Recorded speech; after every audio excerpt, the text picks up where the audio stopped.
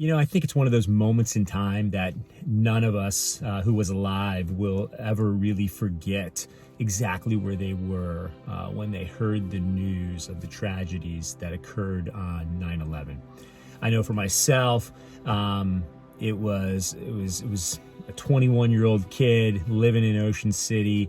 The Hurricane Aaron was just offshore, and the irony of the whole thing is that it ended up being 9/11 was, I mean, as far as weather-wise, was one of the most beautiful days. It's one of those days we live for at the beach. The second season, absolutely crystal clear blue skies. The best waves we saw all summer. Hurricane Aaron was just offshore. It's one of those things you live for as a surfer living at the beach for the summer. And, I was up at 5 a.m. My buddy Chad and I were in the car cruising the coast all the way up to Indian River Inlet, trying to find where that surf spot was going to be for the day. Ultimately made it back to Ocean City at 28th Street, surfed right out in front of his place. Had a great session with huge waves, only to start hearing some chatter about 8 o'clock that something had happened. Something had happened in New York City. And I remember just not completely understanding what was going on. We were watching the news, as was everyone else. I remember my dad came home from work early, but I just remember a lot of confusion and a lot of fear. My parents like to recount the day and talk about how eerie it was. My mom, drove over the Route 90 bridge to come pick my little brother and I up, and always comments on how it was such a clear day and the sky was completely empty. There were no planes, no clouds. I remember I was 20 years old in Ocean City,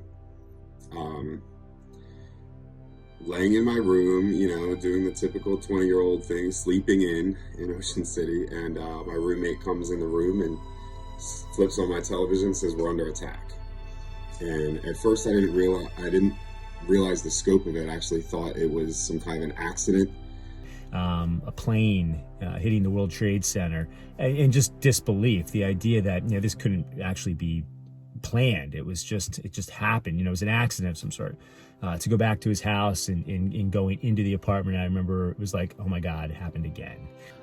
We turned on the news and it was shocking. The first tower was smoking and they didn't know what was going on. They thought it was an explosion, a bomb.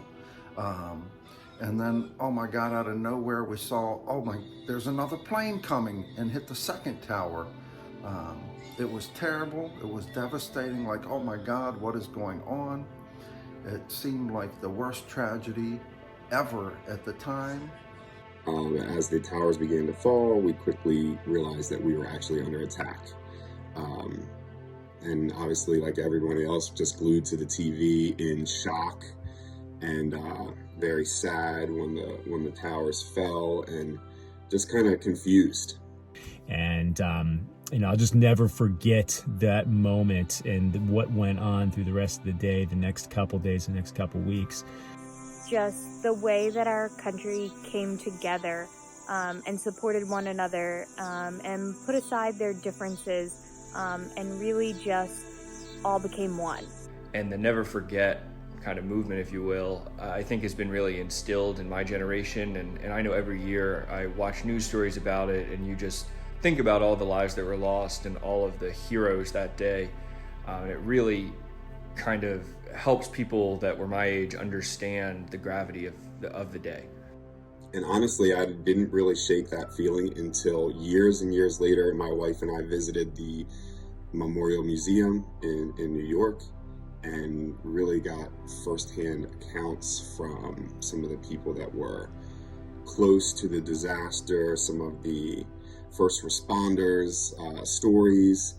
They have the wreckage, some of the fire engines that were pulled from the rubble, and obviously the fountains where the footprint of the building used to be. Very, very powerful stuff. And it's something we never can forget. We can never forget those who made the ultimate sacrifice to run into a building to help others when many would run the opposite way. So it's something that we cherish and we shall never forget. That's for sure.